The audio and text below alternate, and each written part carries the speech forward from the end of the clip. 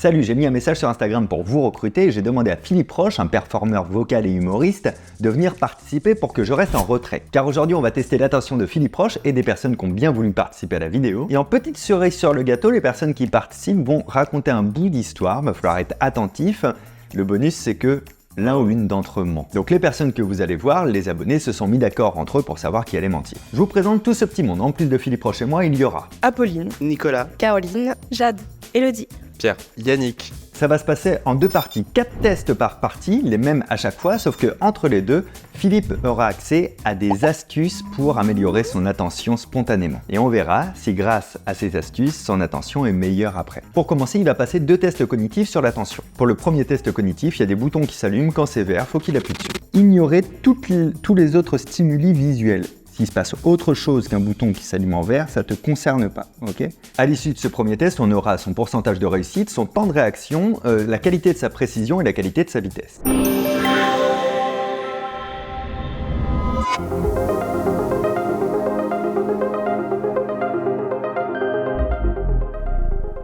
C'est pas mal.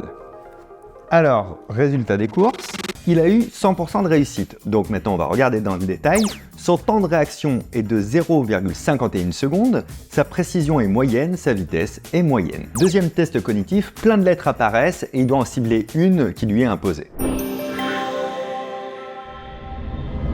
Savoir que je bloque à la 3e lettre de l'alphabet, c'est très bête. Ah, Dieu, c'est beaucoup plus dur. Yes. Ah merde, oui, c'est parce que j'ai ripé.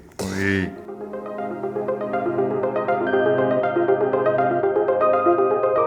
Résultat des courses, il a réussi à 70%. Temps de réaction, environ 8 secondes. Précision à améliorer, vitesse moyenne. Et tu t'es senti bien, c'est-à-dire que tu penses que c'est tes temps de réaction habituels que tu as là ? Oui.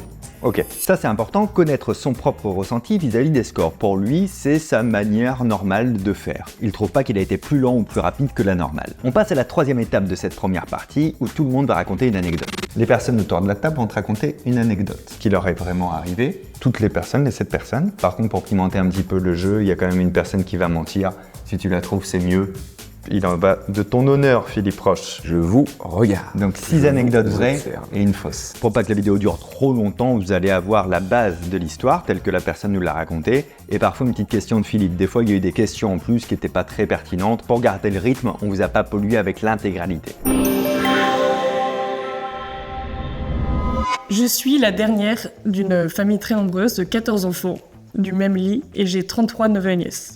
Et ben moi, quand j'ai travaillé dans l'animation, en fait, il y avait un matin, je travaillais avec les maternelles, et j'avais un enfant sur un calcaire, il a pris un stylo, il s'est amusé à percer la piscine. Du coup, une piscine gonflable. Alors moi, quand j'étais étudiante, je me suis retrouvée à faire par hasard une interview de Michael Jones alors que c'était pas prévu et c'était après un concert de Goldman dont j'étais fan. C'était dans les années années 80, 90, 2000 Fin des années 90. Très bonne réponse. Je prenais le train pour rentrer chez moi et il y avait un enfant qui hurlait, ça embêtait tout le wagon et tout ça, et c'était vraiment désagréable. Et à un moment, il y a Manu Payet qui arrive et qui lui donne une compote pour qu'il se calme et ça s'est très bien passé après, et tout le monde était content. Moi, je suis restée bloquée dans une attraction qui est tombée en panne. Quel type d'attraction ? Une attraction avec des loopings. Il y a quelques mois, je me suis retrouvé malencontreusement enfermé chez moi et j'ai dû trouver une solution parce que j'avais un truc à faire et j'ai dû sauter du premier étage du balcon de chez moi et arriver dans une petite cour avec jardin. Ok, la petite musique de Mission Impossible. Alors, de mon premier entretien d'embauche, la recruteuse s'est évanouie au bout de 20 minutes d'entretien. Est-ce qu'on peut appeler la police ? Est-ce que c'est possible ? J'ai été innocenté. Je vous l'ai dit, la détection du mensonge, c'est un bonus. Qu'est-ce qui m'intéresse maintenant ? C'est de savoir comment il appréhende le temps qui passe. D'après lui, combien de temps ça a pris pour que tout le monde raconte ses histoires et on va comparer son temps estimé avec la réalité. Donc je lui demande en combien de temps chaque personne a raconté son histoire. On est en moyenne moins de 10 secondes pour la plupart, 10 secondes, okay. C'est la moyenne. Et on en a eu très très court sur le manège, on doit être à 5 secondes, 6 secondes, quelque chose comme ça je pense. Peut-être un peu plus long sur le balcon, on doit être peut-être plus à 15 secondes, 20. Donc la moyenne c'est 30 secondes en moyenne. Le plus long c'était toi avec 37 secondes quand tu as sauté de chez toi. Et la personne qui a parlé la plus vite, finalement c'était toi. C'était pas le manège, 33 secondes, 4 secondes de plus. Et tu vois, la perception, l'attention, elle fait moins attention au temps qui passe quand on te raconte quelque chose qui a une finalité. Parce qu'en fait, une histoire aussi courte soit-elle, c'est un film. Il y a un début, une péripétie et une fin. Et comme tu attends la fin, en fait, tu es assez accroché, assez stimulé pour aller au bout de ça. Et c'est pour ça qu'on ne voit pas le temps qui passe. C'est pour ça que quand on scrolle une vidéo verticale, les Reels, les TikTok, tout ce que vous voulez, les Shorts et tout, on ne voit pas le temps passer parce qu'à chaque fois, c'est un début d'histoire rapide. Et comme on veut connaître la fin, si on est bien accroché, ça va vite. On se rend compte que là, le temps qui passe, il l'estime 3 fois moins long que le temps réel. C'est énorme. Alors là, c'est justement parce qu'il était attentif et qu'il voulait connaître la fin, mais ça montre aussi qu'on peut manipuler l'attention de quelqu'un pour pas lui faire prendre conscience que le temps passe très vite. Bon alors sinon, c'est qui la personne qui mentait? Qui d'ailleurs qui mentait d'après toi? Je dirais la grande famille. Est-ce que la personne qui mentait peut lever la main? C'est le looping!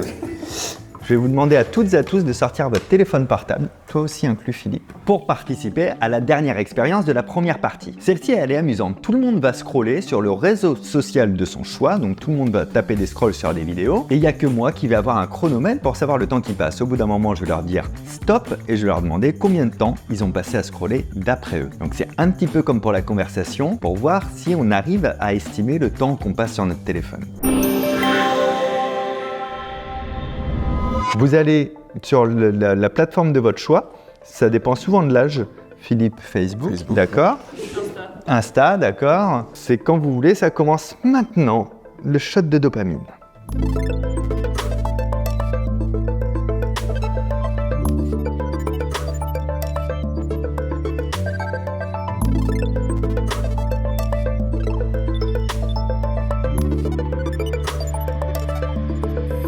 Et c'est une fin de scroll, les amis, parce que personne s'ennuyait autour de la table, quoi.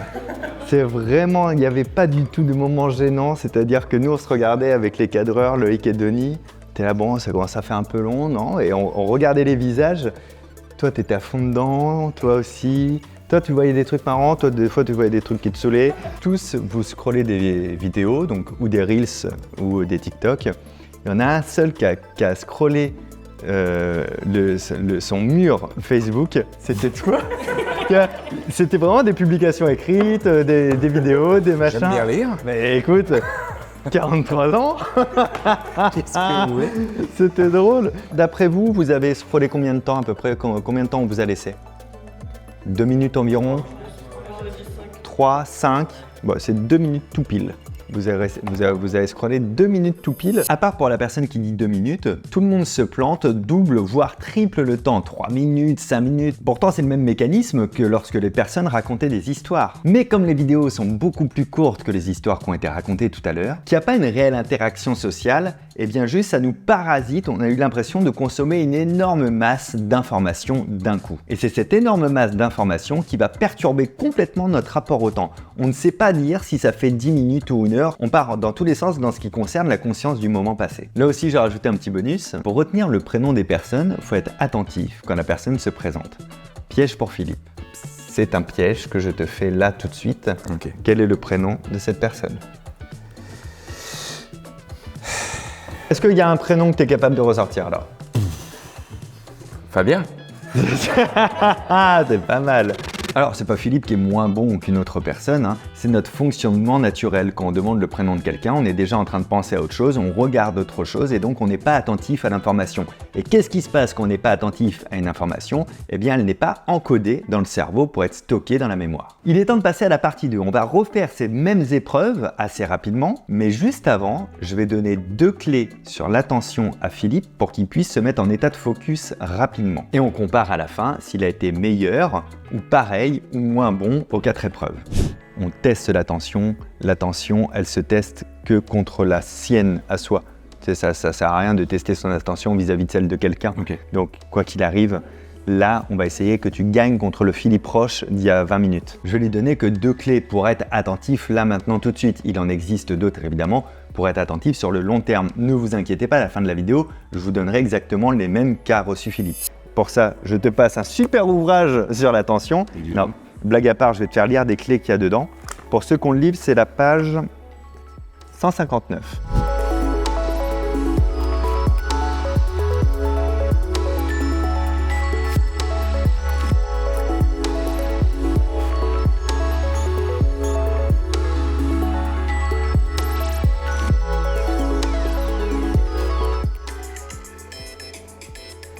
Tous les deux l'accumuler, c'est pas grand chose, mais tu vas voir, ton attention a déjà complètement évolué pour le reste de la journée.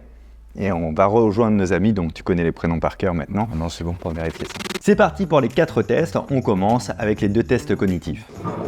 Deuxième partie avec cet homme nouveau qui est devenu Philippe Roche. On refait les mêmes tests que tout à l'heure.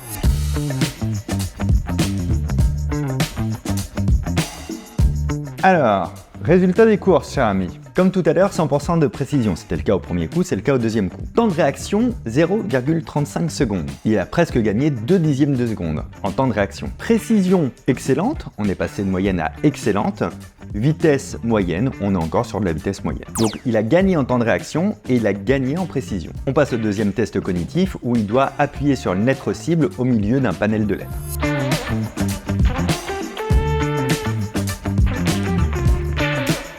Votre précision est élevée. Je te laisse lire. Excellent travail. Excellent travail. Sur le temps de réaction et ça. Ça, c'est ce que disait l'application. Parce qu'il est passé de 70% de bonnes réponses à 100% de bonnes réponses. En précision, c'était à améliorer. Maintenant, c'est élevé. C'est pas rien. Sa vitesse pour trouver la lettre est tombée à 6 secondes au lieu de 8 secondes. C'est pas négligeable. 2 secondes de gagner sur une durée comme ça. Et il a même un commentaire qu'on n'avait pas tout à l'heure. Excellent travail. Donc, ça a eu un impact positif a priori sur toi. En tout cas, pour faire ces 2 petits tests cognitifs. Alors maintenant, on va repasser un autre test. C'est celui où tout le monde te raconte une anecdote sur sa vie. Ils vont changer d'anecdote. Oui, sinon c'est trop facile. Une personne va mentir. Peut-être la même, peut-être une autre. Et comme tout à l'heure, le but, c'est pas que de trouver le menteur, quoique il faut être très attentif aux variations émotionnelles des personnes pour trouver qui ment, mais je vais surtout lui demander à la fin combien de temps ont duré les histoires d'après lui. Est-ce qu'il est plus conscient du temps qui passe et de son présent? J'ai posté une story sur Instagram en identifiant mon humoriste préféré pour qu'il me fasse un tarif étudiant pour aller à ses spectacles. Et il m'a répondu que c'était pas possible, mais qu'il m'invitait et je pouvais venir accompagner. Donc j'ai eu des places gratuites pour aller voir mon humoriste préféré. On peut dire son nom. Jérémy Ferrari. Alors moi, l'été dernier, j'ai participé à une vidéo de lancement du tour des Fresh Twins. Carole, c'est à toi. C'était quel tour du coup? Hacker. Ok. Alors, j'ai fait une randonnée dans les Pyrénées. Je suis montée et arrivée tout en haut du sommet. Et là, une première semelle s'est décollée de mes chaussures. Et 5 minutes après, la semelle de l'autre chaussure s'était décollée. Donc, c'était un petit peu compliqué pour redescendre. Mais voilà. J'aurais pas aimé être à ta place, c'est la première des choses. Après, quand on a regardé MacGyver, on réfléchit. Oui. Donc les lacets ont servi à essayer de faire tenir les semelles pour redescendre. Voilà. J'ai invité ma mère à Londres, donc on a pris l'Eurostar pour son anniversaire. Et quand je l'ai dit au contrôleur, il nous a... j'ai plus le terme, mais il nous a mis en première classe en tout cas. Il nous a surclassé. Voilà. C'était il y a longtemps? C'était l'année dernière. C'était bien ce voyage? C'était très bien. À Londres. C'était cool.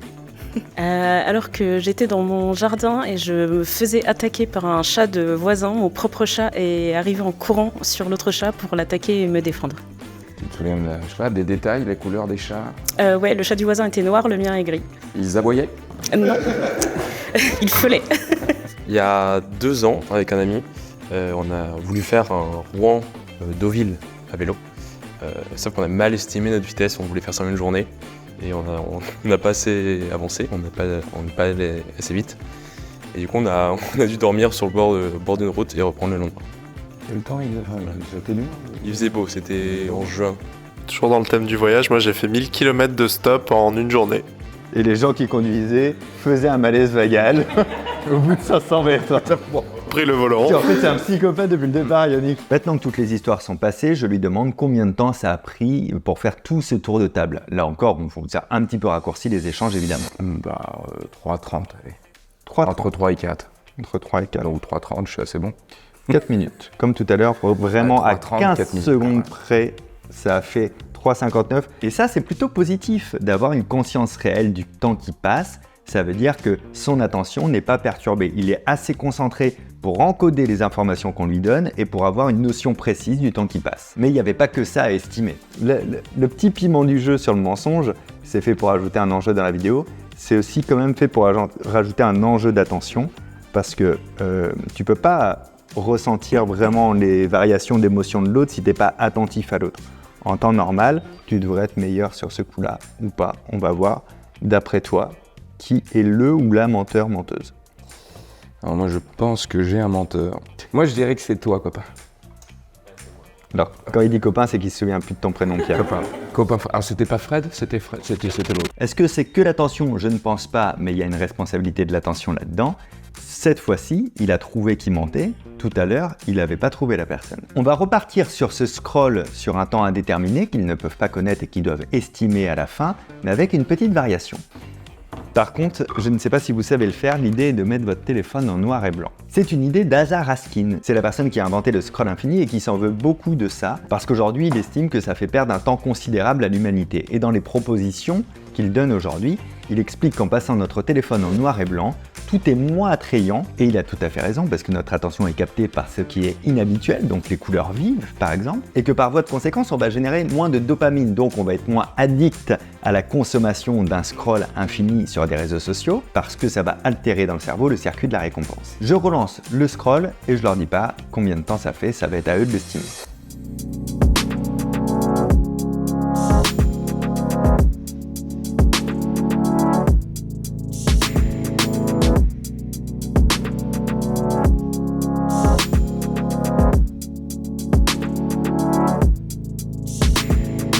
Et c'est un stop, mesdames et messieurs.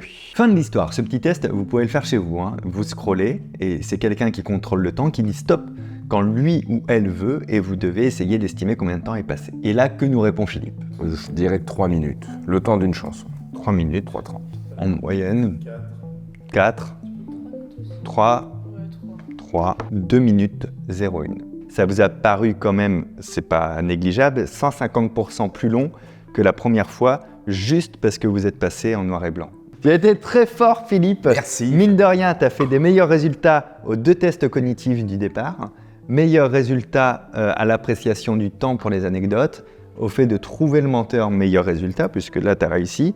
Et après, le dernier test, c'était un peu autre chose qu'on testait. On n'est pas revenu sur les prénoms de nos amis. Tu es capable de citer qui? Tranquille. Donc, Apolline, Mais...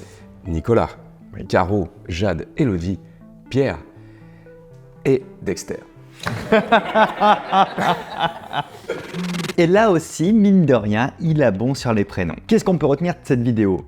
Que l'attention, elle est déréglée chez tout le monde. Ça, c'est une certitude. Mais que c'est facile de reprendre le pouvoir dessus sur le long terme ou même parfois dans le court terme quand on doit se concentrer très vite là, maintenant, tout de suite. Évidemment, je vous donne les 2 astuces qu'a utilisé Philippe. La première, c'est la méthode du 5-4-3-2-1. Cette technique, elle nous provient du docteur Helen Hendriksen. C'est une méthode de pleine conscience basée sur les 5 sens. 5, on va constater 5 éléments visuels autour de nous, juste les constater. Là par exemple, je regarde ici, j'ai ma gourde qui est posée, je peux me dire, tiens, il y a ma gourde et elle est à moitié pleine. C'est tout. Je passe à un autre sujet visuel et je le constate. On en fait 5 comme ça. Ensuite 4, on va essayer d'identifier 5 sons. Pareil, on ne fait que les constater. Là j'entends la ventilation de la lumière, je ne l'avais pas entendue jusque-là, en fait elle existe pourtant en fond depuis tout à l'heure. Une fois qu'on a identifié 4 sons, on passe au 3, les sensations. Là par exemple, je sens le bas de mon dos qui appuie un peu trop fort entre ma ceinture et la chaise et ça me fait un peu mal, j'avais pas conscience de ça, je sens mon orteil coincé à l'intérieur de ma chaussure, donc on essaye d'appréhender 3 sensations. 2, ce sont les odeurs, ça devient un petit peu plus difficile, on doit déterminer 2 odeurs. Si notre environnement n'est pas assez chargé, on peut sentir ses doigts, par exemple. C'est un peu chelou. Et 1, c'est le plus dur. Il faut identifier, constater un goût. Ça peut être simplement le goût qu'on a dans la bouche, on peut mordiller la lèvre pour ressentir ce petit goût ferreux, ou alors on peut prendre un bonbon directement. Ça détourne notre cerveau des pensées inutiles. Ça peut débloquer, arrêter une situation de stress et d'anxiété. Ça va pas régler le fond du problème, mais ça va baisser le rythme cardiaque et ça va nous recoller attentivement au moment présent sans avoir besoin d'apport de dopamine supplémentaire. La deuxième technique que Philippe a utilisée, et c'est pour ça qu'il avait son minuteur, c'est la technique des 120 secondes. On regarde une horloge, ou on peut regarder aussi sur son téléphone les secondes qui passent 120 fois, donc pendant 2 minutes. Moi je recommande quand même de le faire avec une aiguille analogique. Et juste on constate l'aiguille qui passe à chaque fois. On ne pense à rien, on ne compte pas, juste on constate. Si vous avez une grande dépendance à la dopamine, ça va être un peu dur, un peu même douloureux mentalement parce qu'on s'ennuie énormément pendant ces 2 secondes, le cerveau n'est plus nourri et justement c'est un bon moyen de casser cette dépendance à la dopamine et à la fin des 120 secondes, on se sent beaucoup mieux et on est extrêmement vigilant et concentré. Et si ça vous intéresse, évidemment, je vous recommande mon dernier livre, L'attention est votre super pouvoir. Il est disponible chez tous vos libraires, partout où on vend des livres. Il est commandable partout où on peut commander des livres. Il existe également en version audio lue par votre serviteur. Est-ce que c'est un bon livre à lire cet été? Je crois que oui. Mais forcément, j'ai un parti pris, c'est moi qui l'ai écrit. Un énorme merci à Philippe Roche. Ça fait bien longtemps qu'on n'avait pas tourné une vidéo ensemble. Si vous me suivez depuis longtemps, vous l'avez vu depuis 2016 dans mes vidéos. En plus d'être un grand artiste, c'est un ami. D'ailleurs, la première vidéo casse-tête qu'il y a eu sur cette chaîne, j'étais pas tout seul, c'était lui et moi. Si vous voulez découvrir son univers artistique, performeur vocal et humoriste, je vous mets un lien dans la description. Et un grand merci évidemment à Apolline, à Nicolas, il y avait Caro, après il y avait Jade, après il y avait Elodie, Pierre et Yannick. Prenez soin de vous, à très bientôt, ciao.